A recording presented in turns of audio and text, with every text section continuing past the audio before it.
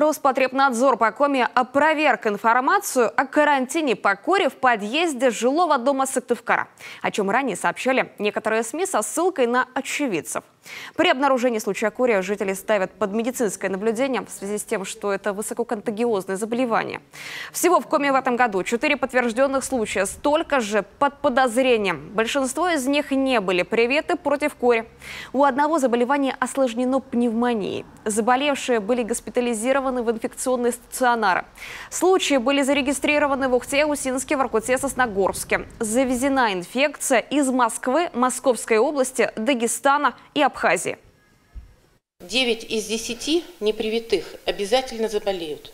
Особенно если в подъезде дома или даже в целом доме, потому что вирус передается по вентиляционным системам. И поэтому иногда регистрируются случаи кори в одном здании, но вообще как бы очень далеко друг от друга. И поэтому людям опасаться не надо. Это не карантин объявлен, а за людьми проводится медицинское наблюдение. И если у них не было прививок, если они не были привиты, если у них только есть одна прививка, либо они не болели или нет сведений о прививках, то тогда им проводится иммунизация по эпидемическим показаниям. Ближнее окружение должно быть привито в течение 72 часов. Отдаленные контакты в течение 7 суток. Остальных ставят под меднаблюдение. Кори опасна осложнениями. Тяжелое течение может быть у детей раннего возраста, беременных.